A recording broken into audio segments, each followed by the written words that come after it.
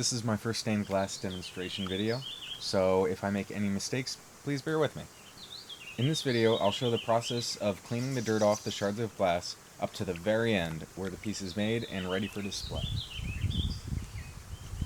Here, I have a really dirty shard of glass, probably a little more so than the ones I normally find, and what I'm going to do is show you how I clean it off. So what I like to do is sit right next to the water and scrub the glass against the sand. This is to get rid of any built up soot or dirt, and here I have a really dirty shard of glass, probably a little more so than the ones I normally find, and what I'm going to do is show you how I clean it off.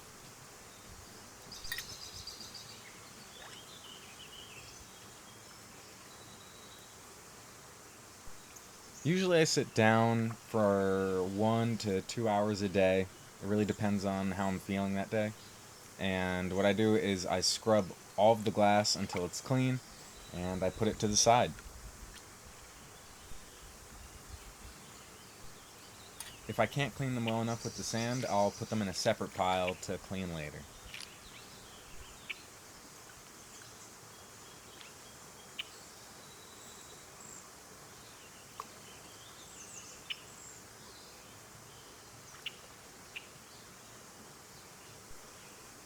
Once I've formed a large enough pile which is still dirty, I'll come back with steel wool to finish off the job.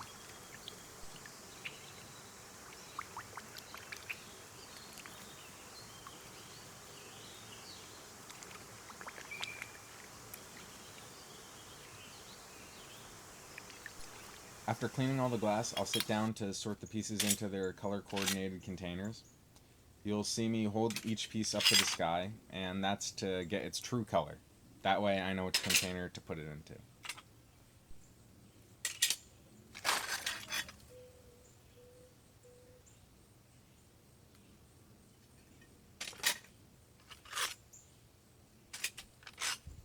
Once everything is sorted, this is what we're left with.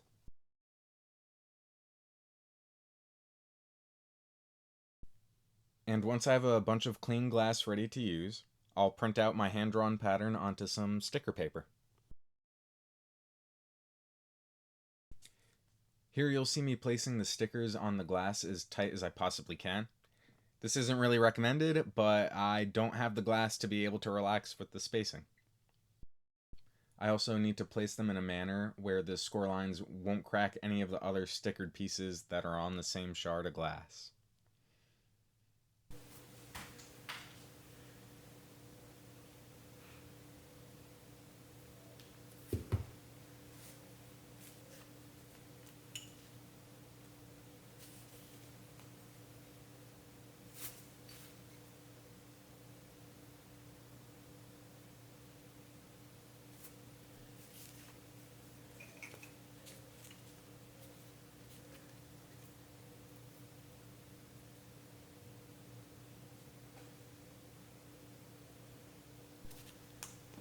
This is the point where I actually commit to putting the stickers on.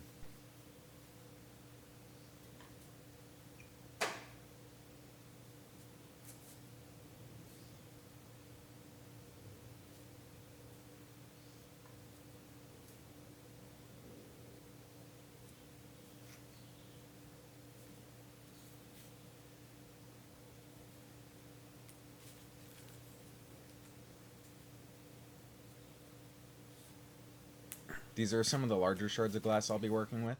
I know some of the stickers can be quite hard to see. I'm using a new brand of stickers, and I'm not quite sure how I feel about them yet.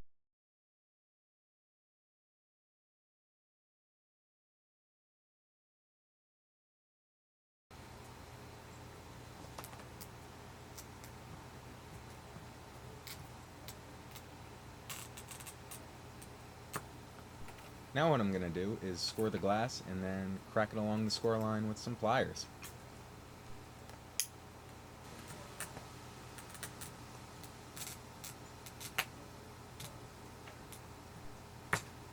Sometimes it doesn't crack exactly how I wanted it to, and in those cases, I'll see if it's possible to rearrange the sticker on what's remaining of the glass shard.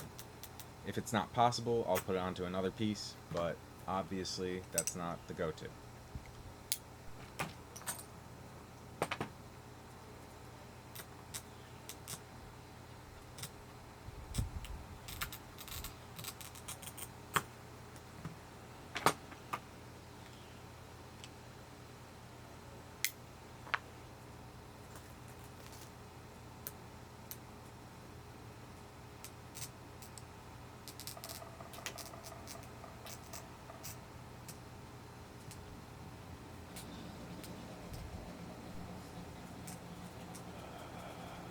I was extremely tense for this next section here.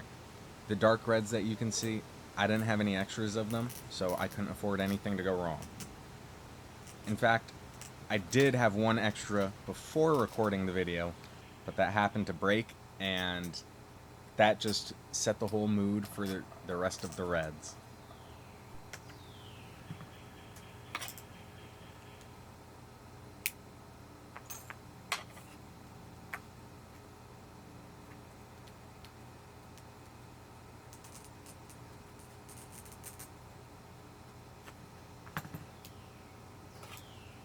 So I've gotten to the point where I've cracked out each individual piece.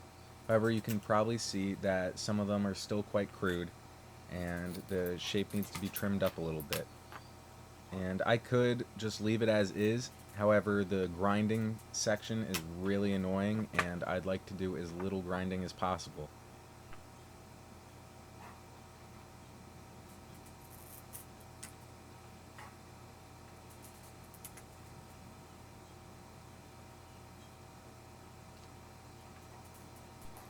Now that I've finished trimming each piece with pliers, I'm going to grind as close to the sticker line as I possibly can. Here I am wet grinding.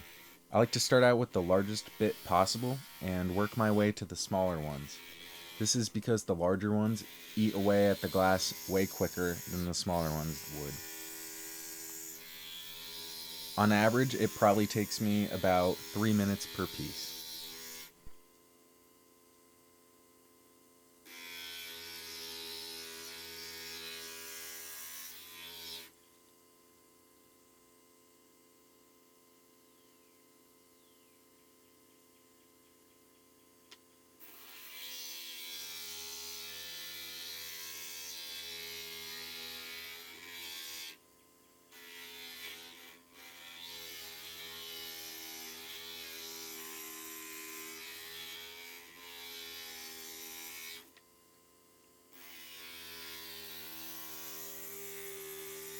Now I've switched over to the smaller bit.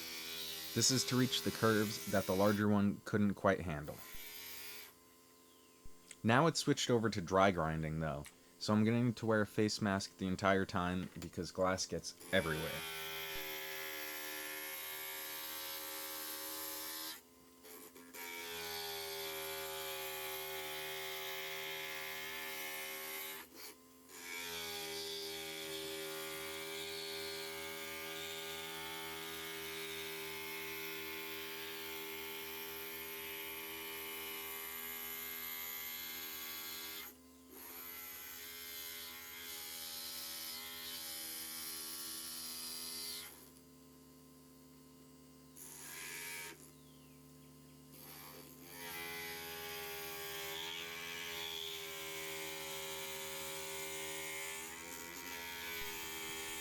The preliminary grinding is now done, and for the first time I get to place down each piece and get a hint at what the final piece will actually look like.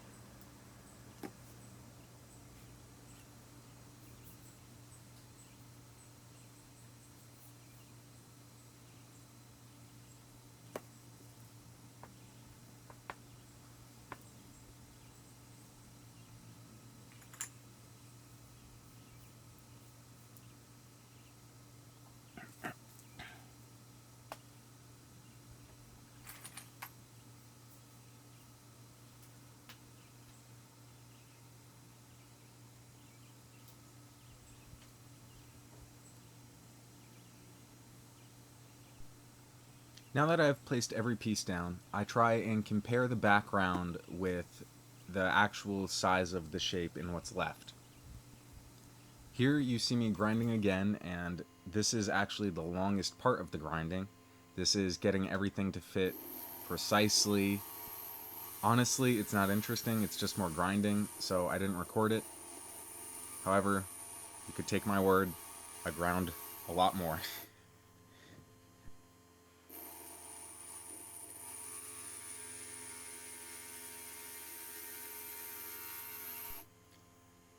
Now it's time for the sticker removal, and we get to see it for the first time without the glass dust on it.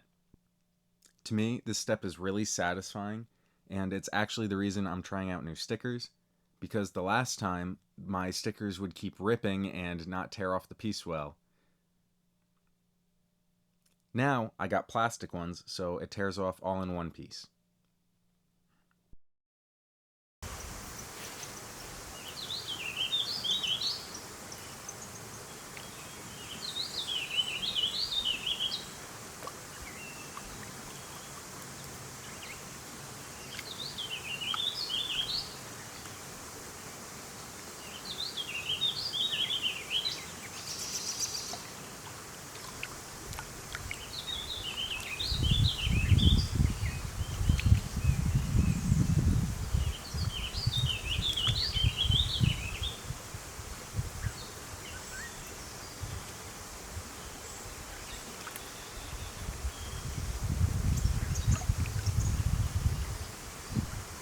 Now the goal is to remove the reference sheet of paper from behind the glass.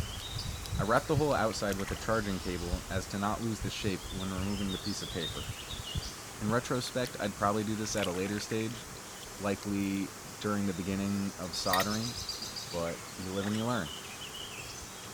Now I'm at the foiling stage.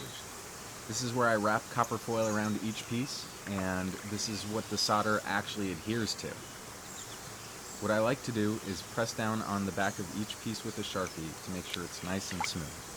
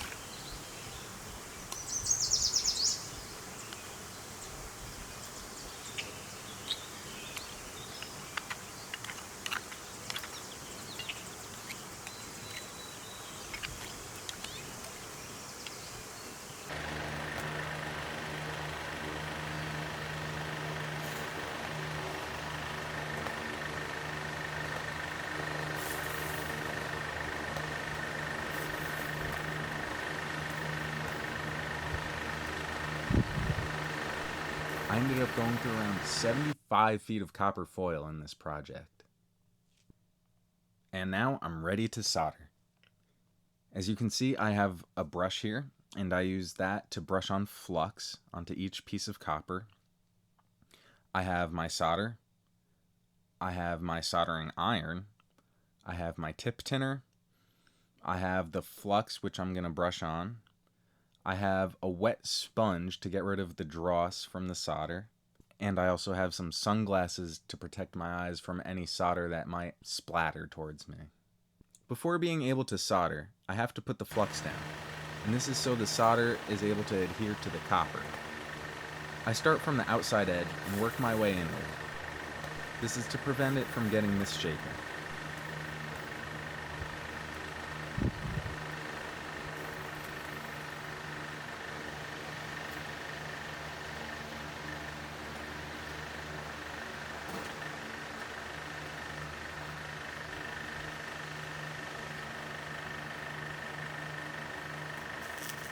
What I do is I put a dot of solder on every corner, and once I'm done, I'll fill everything else in.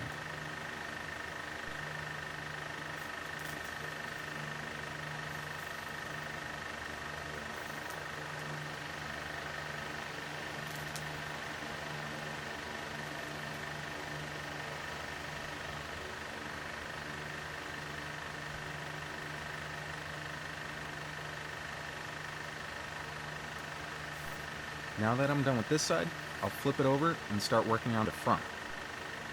Since the backside is already soldered and the piece is solid, I can now fill it in whichever way I want without restriction.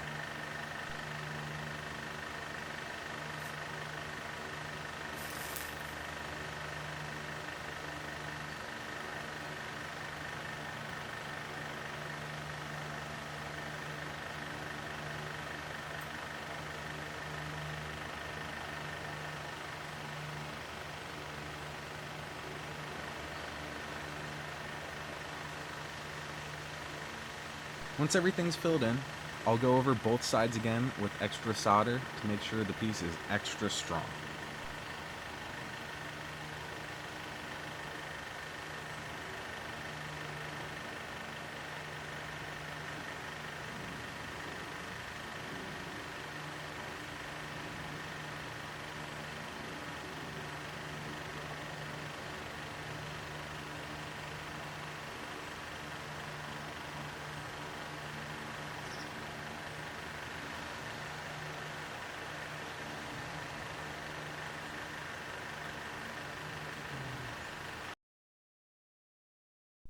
Now this is the final product. I'm quite happy with how it turned out, and I appreciate you sticking around watching the video.